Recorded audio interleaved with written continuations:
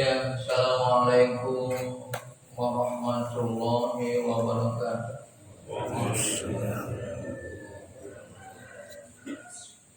Alhamdulillah wa syukurillah ala ni'matillah. La haula wa la quwwata illa billah. Usini wa yaqumu Allah wa qarfaza man taqawwa. Allahumma rabbi shrah li sadri wa yassir li amri wa hlul 'uqdatam min lisani yafqahu qawli. Allahumma iftah lana nikmataka wa anshur 'alaina min khaza'ini bi rahmatika ya arhamar rahimin. Subhanaka la 'ilma lana illa ma 'allamtana innaka antal 'alimul hakim. Qala Allah ta'ala fi surat at-taubah. A'udzu billahi minasy syaithanir rajim. Innallaha ashtara minal mu'minina anfusahum wa amwalahum bi anna lahumul jannah. Yuqatiluna fi sabilillahi fayaqtuluna wa yuqtalun wa'adan 'ala haqqin fit tawrati wal injili wal qur'an.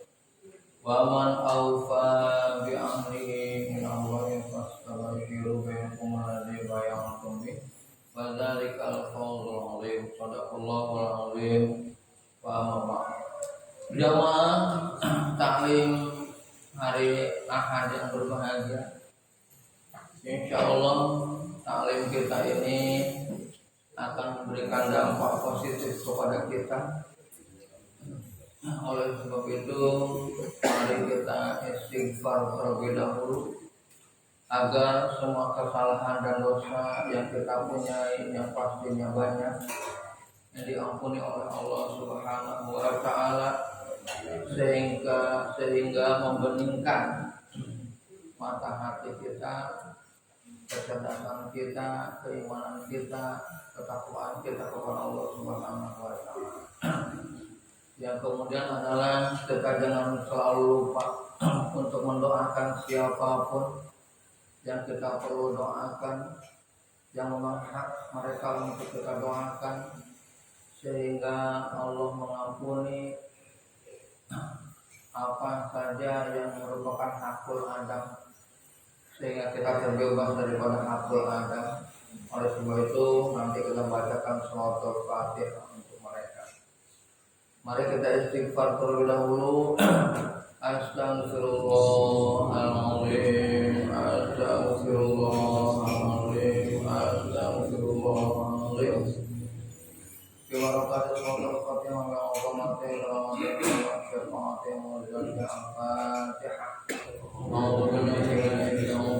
Bismillahirrahmanirrahim. Alhamdulillahirabbil alamin arrahmanir rahim maliki yaumiddin. Iyyaka na'budu wa iyyaka nasta'in ihdinas mustaqim. Shiratal ladzina an'amta 'alaihim ghairil maghdubi 'alaihim waladdallin. Jamaah yang berbahagia, saya ingin melanjutkan ayat yang kemarin tentang surat Al-Taubah ayat 111 yang tadi saya bacakan ayatnya, yaitu innallaha ashtara minal mu'minina anfusahum wa amwalahum bi anna lahumul jannah. Karena menurut saya ini ayat yang sangat penting untuk kita analisa. Jamaah yang berbahagia, innallaha ashtara minal mu'minina anfusahum wa amwalahum bi anna. Sesungguhnya Allah itu telah membeli jiwa kita dan harta kita bi anna lahumul jannah, dengan pastinya nanti akan diberikan surga untuk mereka. Jemaah yang berbahagia, harta itu sebenarnya dari Allah dan jiwa kita pun dari Allah. Kenapa harus Allah beli? Apa butuhnya Allah? Sebenarnya Allah nggak butuh dengan harta kita. Allah nggak butuh dengan jiwa kita. Tapi karena kasih sayang Allah itu yang seakan-akan ada logika Allah butuh dengan harta kita. Kalau namanya jual beli jamaah yang berbahagia, ada barter, ada sesuatu barter, ada tukar menukar. Kita membeli sesuatu apapun gitu, pasti kita mengeluarkan uang sebagai alat tukar dan akan mendapatkan sesuatu sebagai hasil pembelian kita. Jadi dengan demikian hak kita nanti adalah surga Allah. Tapi kewajiban kita adalah menyerahkan harta dan jiwa kita untuk Allah. Untuk itu sama dengan karena dalam bahasa Arab. Lillahi ta'ala itu bisa untuk, bisa karena, bisa demi. Ya. Jadi dengan demikian apa yang Allah harapkan agar harta dan apapun yang kita lakukan bisa lillahi ta'ala. Umat Islam jangan sampai terjebak dalam kehidupan ini. Jangan tidak lillahi ta'ala dalam hidup ini. Karena hidup ini hanya sementara cuma. Hidup ini memang sebagai sebuah ujian.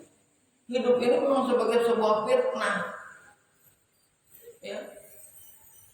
Dan lain sebagainya, ini banyak ayat. Al-Hasib betul. Apa hasibanas ayusraku amanah wa hum la yuftanun. Bahasa mudahnya hidup ini sebagai sebuah ujian. Kalaupun kita aku beriman juga. Nah, agar kita ini mementingkan makna lillahi ta'ala itu, ya, maka Allah menyatakan seperti ini. Jamaah yang berbahagia, ayat ini di atas menggunakan lahum. Lahum itu mereka. Allah masih mengadakan jarak antara orang mukmin. Jadi ini hanya sebagai sebuah pengajuan dari Allah. Mau nggak kamu jual beli seakan begitu? Karena nanti akhir ayatnya Allah tidak mau bilang mereka bayacum kamu. Domirnya itu udah diganti oleh Allah. Jadi jamaah yang berbahagia, hal seperti ini berarti tidak mudah. Banyak orang yang menyatakan harta hasil usaha itu hasil dia. Kayak Qarun. Ketika dimintai oleh Musa zakatnya. Atau kayak Sa'labah ketika dimintai oleh Rasulullah hasil usahanya. Apa kata mereka? Ini usaha saya. Ini hasil dari payah saya. Kamu enak aja tinggal minta. Jadi sangat banyak orang yang menyatakan hartanya itu memang hasil usaha dia, hasil kerja dia. Seakan-akan Allah tidak campur tangan dengan kegiatan usahanya itu. Ya, nah kalau sudah dia menyatakan bahwa harta yang ada di dia itu adalah miliknya, ini rawan jamaah untuk angkuh, untuk sombong. Harta itu akan merubah perilaku dia.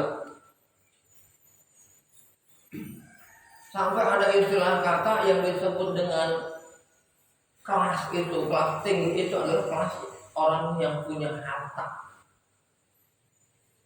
Ya, itu rawan kita.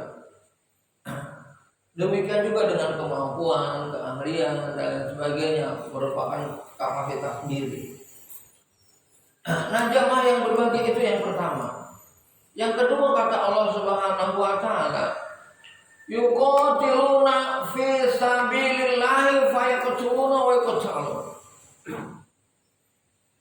Mereka siap, mereka mau, mereka peduli, mereka sudi untuk berperang di jalan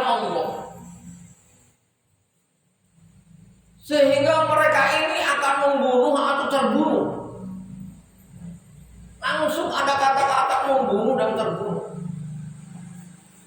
Apa artinya jemaah? Musuh-musuh Islam itu tidak sedikit. Banyak orang yang ingin mempertahankan ideologi, banyak orang yang ingin mempertahankan harta, banyak orang yang ingin mempertahankan kedudukan. Dan ini merugikan orang banyak. Dan ini tidak akan mengerti kemanusiaan. Orang-orang yang seperti ini akan tega, setega-teganya kadang-kadang. Orang ini akan berbuat semau gue, seenak gue. Orang ini berani merendahkan harkat dan martabat orang lain. Nah, Islam harus mempunyai peran, harus siap berjuang, harus siap berperang.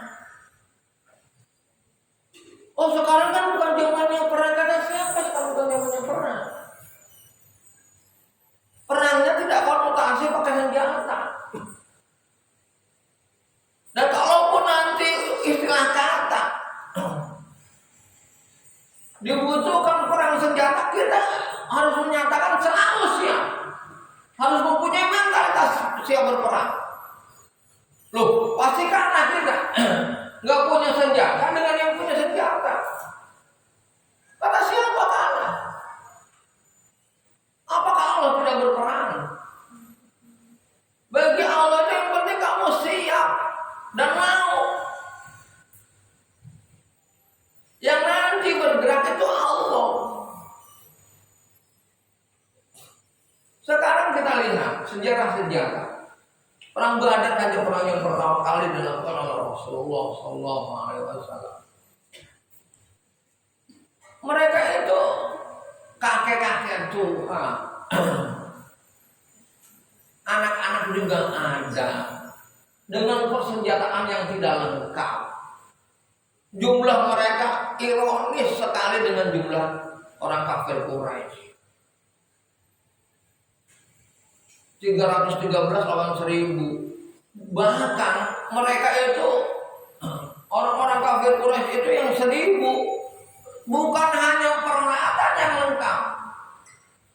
Orang-orang pilihan yang siap berperang, tentara-tentara mereka, laskar-laskar mereka yang udah pilihan, yang udah hari-harinya memang mempunyai kapasitas ingin berperang.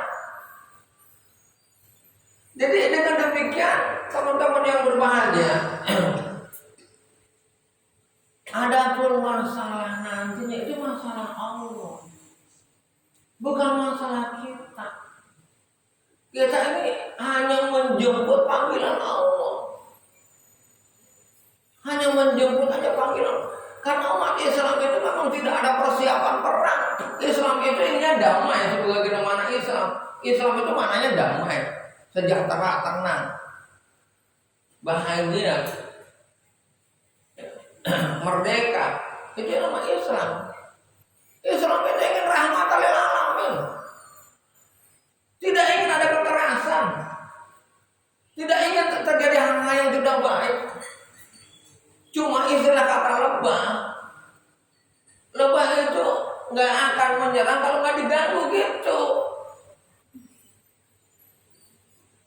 Bahasa gampangnya, lu jual gua beli karena lu jual gua beli.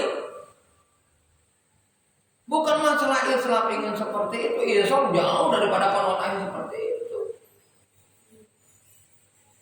Ya. Ketika ini maaf sejarah Afghanistan sedikit. Ketika mereka ingin memerangi Afghanistan, itu masyarakat di bumi hanguskan. Sekarang ketika Afghanistan menang, apakah ada masyarakat yang di bumi hanguskan? Tapi tetap aja dinilai jelek. Mujahidin atau kaum apa namanya? Taliban. Ya. Taliban menang dengan teknik yang sangat bijak. Tidak ada perlawanan. Tapi apa yang di blow up di media? Mereka yang memang dulunya kurang ajar, ketakutan, lari, kemudian di zoom fotonya, seakan-akan banyak. Anak yang memang sama orang tuanya diajak, seakan-akan dilempar ditangkap oleh tentara. Itu permainan. Itu permainan. Bagaimana supaya Islam itu seakan-akan jahat?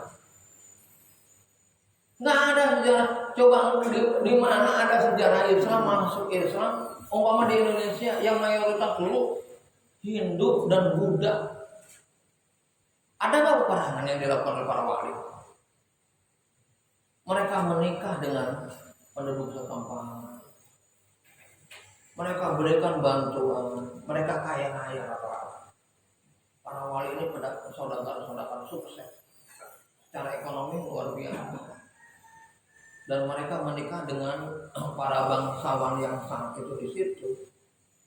Akhirnya secara ekonomi pun bagus. Apa yang mereka lakukan? Bantuan. Ya, akhirnya bahkan kita sangat hafal bagaimana yang dilakukan oleh Sunan Kalijogo itu dengan wayang, memberikan pelajarannya dengan wayang, diberikan pelajaran karena memang tradisi saat itu wayang lumayan mendekati tradisi. Islam itu rahmatan lil alamin. Oleh sebab itu sekarang ini kita tetap harus siap berperang. Berperang dengan apa? Sekarang information is power. Informasi itu begitu kuat, begitu menjadi kekuatan. Perang informasi. Kita ikut dalam perang informasi. Sebab keburukan, kebusukan, kejahatan, kebohongan yang diinformasikan terus-menerus akan menjadi kebenaran.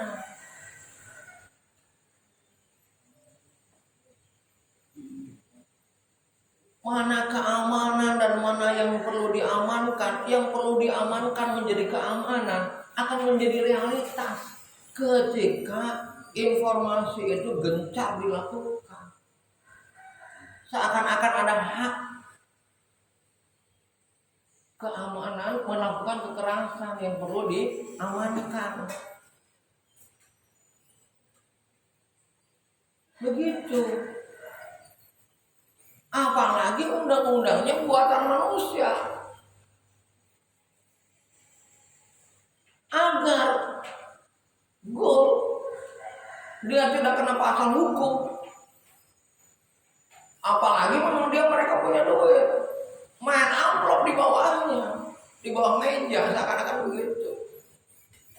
Karena setiap orang butuh uang, udah dibuat ketentuan hukum. Ini karena buatan manusia. Allah nggak mengharapkan hukum buatan manusia. Wa ma lam yahkum bima anzalallahu fa ulaika kafirun. Siapa yang menghukumi manusia dengan apa yang tidak diturunkan oleh Allah, maka dia kafir. Wa ma lam yahkum bima anzalallahu fa ulaika humuz zalimun. Dan siapa yang tidak mau berhukum dengan hukum Allah, maka dia akan termasuk orang zalim. Bahkan orang fasik juga. 3 ketentuan itu. Ya, itu ada pada surat An-Nisa ya 42, 45, 47. 44, 45 dan 47. Ya, Pak. Nah, jadi jamaah yang berbahagia, Islam nggak akan berbuat negatif. Kenapa? Karena aturannya kita menggunakan aturan Allah. Bagaimana Allah mengatur? Apakah cinta banget Nabi Muhammad SAW pada Fatimah? Sampai hanya Fatimah yang bisa mengetuk pintu Rasulullah ketika Rasulullah berduka. Diketuk pintu Rasulullah SAW oleh Abu Bakar tidak dibuka. Diketuk oleh Umar tidak dibuka.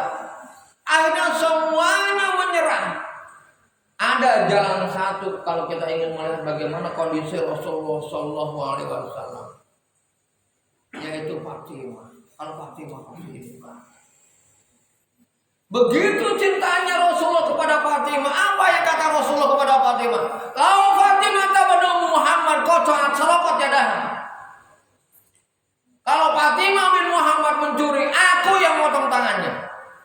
Potong tangan dia. Ada yang bilang sarokot yadaha, ada yang bilang sarok tu yadaha. Aku yang akan potong tangan. Ya. Begitu. Hukum tidak kenal lu anak gue, lu nggak bener ya gue hukumin. Kalau sekarang yang cerita Pak, karena ini hukum sudah diotak-atik menjadi hukum buatan manusia. Islam tidak begitu. Islam menggunakan aturan hukum yang memang jelas kebenarannya. Memang yang benar, benar. Hukum Allah nggak boleh diotak-atik untuk kepentingan harta. Harta itu kecil bagi Islam. Kalau ingin kaya banget, arduha samawati wal ard, kekayaannya sekaya langit dan bumi, tenang. U'iddat lil muttaqin. Jadilah orang yang bertakwa. Wasari'u ila magfiratin min rabbikum wa jannah. Arduha samawati wal ard, u'iddat lil muttaqin. Ingin kebahagiaan, ingin kekayaan yang luar biasa, kayanya kamu seluas langit dan bumi, itu akan diberikan kata Allah.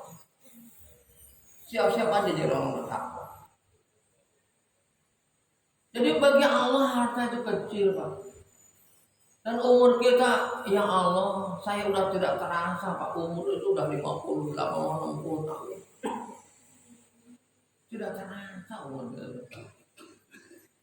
Udah batu-batu juga kayak Pak Hafiz aja. Sholat aja udah gemetar. Sama Pak, bacaan juga kan. Kalau udah gemetar udah lemas juga. Ya. Dan lain sebagainya. Jadi walaupun seperti saya, kata udah cuma siapa berperang? Karena memang perintah Allah, siapa siap. Adapun nanti caranya itu urusan Allah. Allah yang punya cara. Wa makaru wa makarallah wallahu khairul makirin. Kita hanya menyatakan diri aja.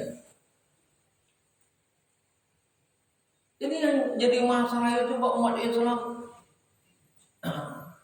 Bahwa sekalian begini. Ada analisa begini. Kenapa ikan kok nggak tahu itu makanan yang ada pancingannya dengan makanan sebenarnya dia? Bahasa kitanya dia nggak mau ngelihat bahwa makanan yang ada pancingannya itu pasti ada talinya di atas. Dia tidak menganalisa. Coba aja kalau dia menganalisa, jangan boleh makan, itu ada talinya tuh, dia curiga tuh dengan tali. Ya. Coba kalau dia mau melihat sedikit ke atas, oh ternyata ada talinya. Ini talinya untuk apa nih? Nah umat Islam hampir seperti itu. Tidak mau melihat apa tujuannya. Ada apa? Dia tidak menganalisa mendalam. Kalau dia menganalisa ke dalam, mau melihat sedikit, ya memang beda ikan dengan kita. Kalau kita analisanya harus kuat. Makanya ilmu itu makanya pertama ilmu itu harus dicari dari awal, dari minal mahdi ya ila lahdi, dari kita mulai di dalam kandungan sampai liang lahat. Kedua, iman itu harus khalid. Kita harus menyerahkan sepenuhnya kepada Allah. Sampai kata Allah, fa idza azamta fatawakkal 'ala Allah. Kalau sudah azam, tawakkal 'ala Allah. Enggak usah mikir banyak. Kita kan kalau udah ingin berbuat baik mikir banyak. Ya enggak jadi, setan godain kita karena mikir banyak. Enggak sempat kita untuk ikhlas. Aduh gimana ya? Dan lain sebagainya. Memang setan yuwaswisu fi suduril tinggi Pak. Membisikkan dalam dada kita tinggi setan. Yuwaswisu fi suduri, nanti rugi, nanti ini, nanti itu. Ya. Kita berpikirnya terlalu material. Tidak, Allah itu akan memberikan balasan. Jadi istilah kata as-shadaqah itu tazidu rizqo. Shadaqah itu menambah rezeki. Dari mana nambahnya? Caranya begitu pikiran kita. Kalau kita punya 2.000 dikasih 1.000, ya kan nambah, murah. Nggak ada logika nambah. Itu kan logika manusia. Nggak nambah, orang 2.000 diambil 1.000, mana nambahnya? Kan nggak ada tambahannya. Ya tinggal 1.000, kurang dari 2.000. Itu logika kita. Seakan-akan Allah tidak ada. Padahal sangat banyak cerita-cerita. Saya kemarin ini ketemu dengan salah seorang yang sudah menjadi bankir lah gitu. Kemudian dia bilang, aduh, saya harus keluar nih dari ini. Dia pikir kalau saya keluar, ini perintah Allah, kata dia. Pokoknya saya keluar. Nggak ada tapi-tapi yang kata dia begitu. Dia pikir begitu. Siapa namanya ya, dia HP ada namanya. Lupa saya. Jamaah yang berbahagia akhirnya saya tanya Allah. Walau lah kenapa diputuskan keluar gitu. Tapi kata dia itu karena Allah. Saya ingin menjauhi riba. Kata dia begitu. Saya tidak mau debat itu keyakinan dia. Saya tidak debat dengan itu. Tapi saya bersyukur dalam artian dia punya logika gitu loh, logika Islam. Karena dia keluar. Saya tidak mau ngurus yang lain. Apakah dia diberikan oleh Allah? Semakin kaya tanya. Dia akhirnya punya usaha. Jadi ketika Allah ingin memberikan dia kedudukan, ingin memberikan harta, tetap ada. Yang awalnya kata istri, ketika ayat keluar, kita gimana? Kita biasa kayak begini loh ya. Kita nanti kalau ketika kurang stabil bisa nggak? Ini demi Allah, karena Allah. Nggak mungkin Allah akan menyusahkan kita, Bu. Karena dia begitu. Akhirnya mereka azam. Dia tawakal sama Allah. Kemudian dia sholat bersama dengan istrinya. Terus apa ya? Kita ini aja buka apa namanya? Makan itu apa namanya? Jual makanan itu apa ya? Warung gitu loh. Ya, seperti itu.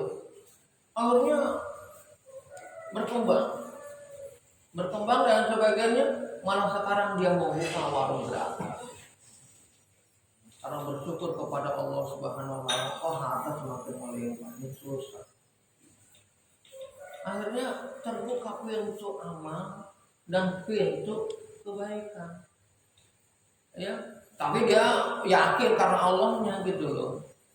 Harus berani tidak karena Allah begitu ya. Dan istrinya udah alhamdulillah kuat imannya. Ya. Dan lain sebagainya. Jadi jamaah yang berbahagia sekali lagi harus siap kita berperang. Perang apa? Bukan perang informasi. Perang apa lagi? Kita lihat. Ya. Dan sebagainya kita ikut dalam peperangan itu. Oh ini anak-anak gak ngaji gimana caranya? Oh anak-anak bandel kalau sholat bandel. Itu mungkin bagian dari peperangan yang kita perlu lakukan agar masa depan ini saya berperang di sini aja lah. Nah apa mana kalau begitu? Faiku calon, waiku calon. Mereka terbunuh dan membunuh. Ya kita jangan mudah nyerah. Terus penuh dengan cinta, penuh kasih sayang. Kita berani berkorban. Namanya perang berani berkorban. Duh remaja jangan kematian ini gimana nih? Ada apa nih perlu? Wifi udah ada, tinggal perlu deketin. Ya, fasilitas aku udah ngasih supaya main di situ. supaya orang tuanya nyari gak susah.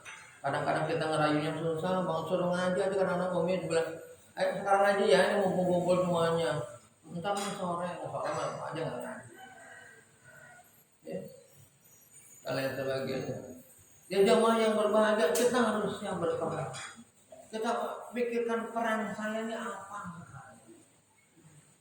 Saya harus bagian daripada membantu agama Allah Subhanahu wa Ta'ala. Oh, kita ini kalau ngobrol nggak terarah, kadang-kadang hanya sekedar bercanda. Cukup kita berpikirkan apa kita di situ. Kita bisa ngobrol, kita bisa enjoy, tapi diarahkan sedikit. Karena sering sekali orang itu kurang punya teknik bagaimana kita ngobrol, tapi semakin mendekatkan kedakwaan kita. Itu kurang. Nah kita berperan di situ. Banyak yang bisa kita ambil bagian, ya. Dan kita nggak boleh mudah lepas semangat. Ini jamaah yang berbahagia. Nah, ini proses agar kita selanjutnya itu teks selanjutnya itu agar kita mau untuk menemui panggilan Allah itu. Karena Allah akan memanggil kita, bukan mereka lagi. Kalau mereka jamaah yang berbahagia, domir di dalam Islam itu, kalau Allah bilang orang kafir itu pasti mereka. Karena mereka itu jauh dari Islam. Tidak mau kamu itu tidak. Ya. Nah oleh sebab itu jamaah yang berbahagia kata Allah sampai kayak gini agar kita mau untuk seperti ini. Wa adana lahi haqqan fit Taurati wal Injil wal Quran. Itu adalah janji yang benar yang Allah lakukan. Janji yang pasti benar yang Allah lakukan yang terdapat dalam Taurat, Injil dan Al-Quran. Isinya tuh itu. Itu adalah kebenaran yang Allah catat dalam Injil, dalam Taurat juga. Artinya itu pasti benar. Bahkan kata Allah, "Waman aufa bi ahdi minallah." Siapa yang lebih menepati janji selain Allah?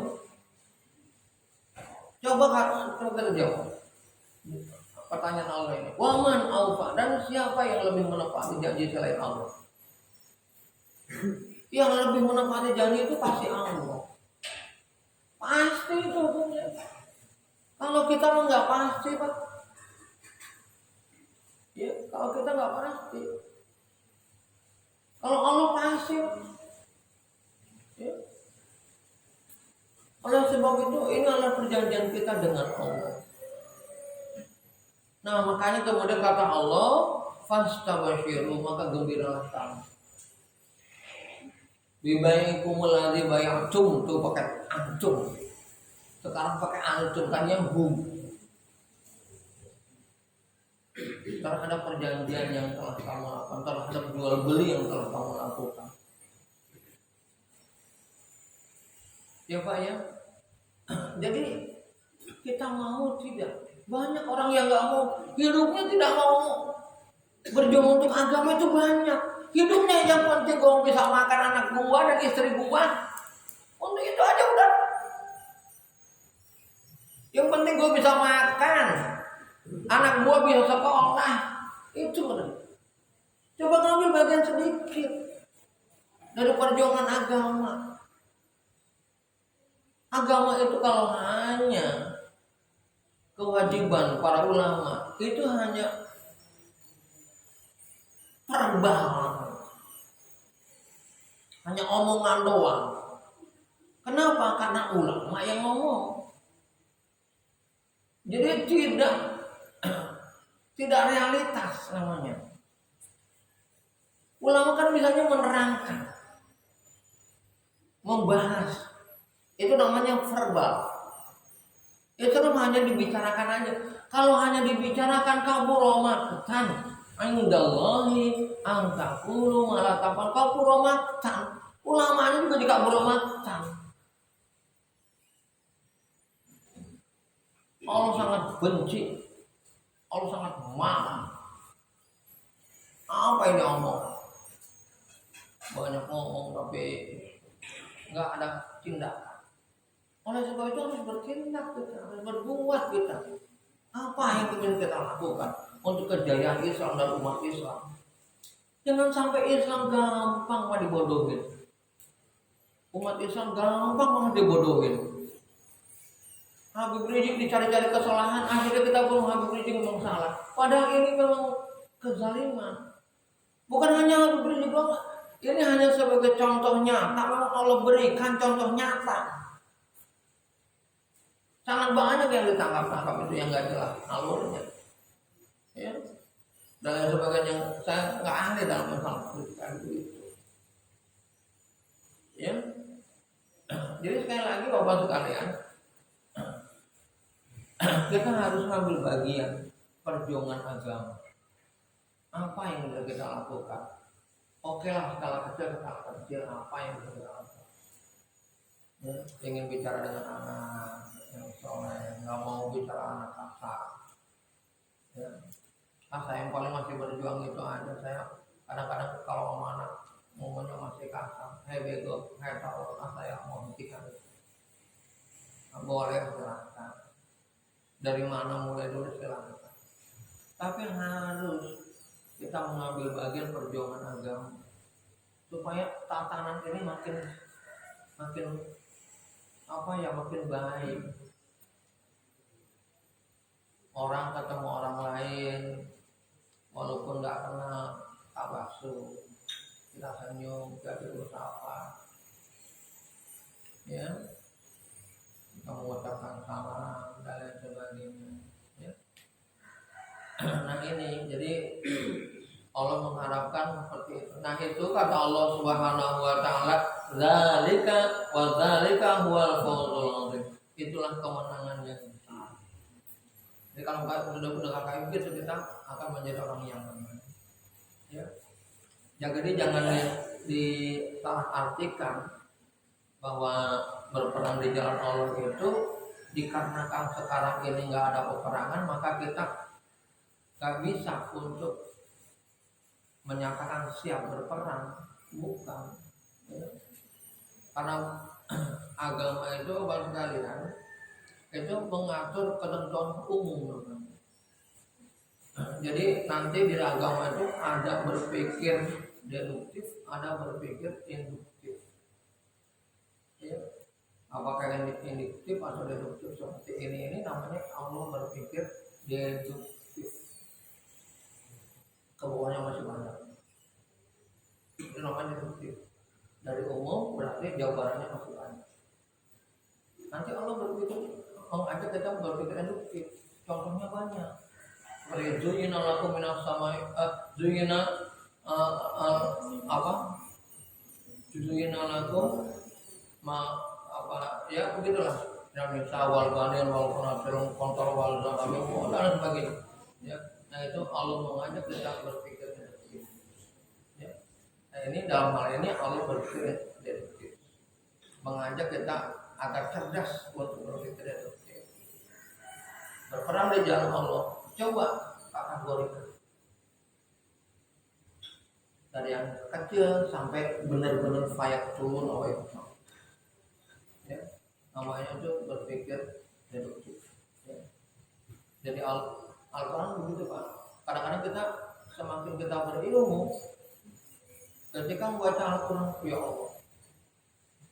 Ya, jadi semakin teranalisa gitu. Ya.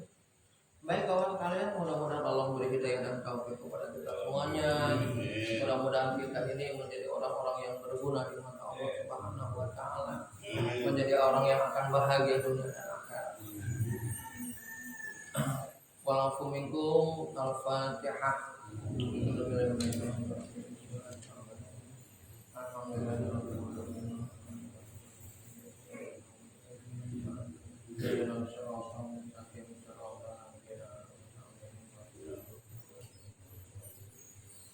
Allahumma shalli ala sayyidina Muhammad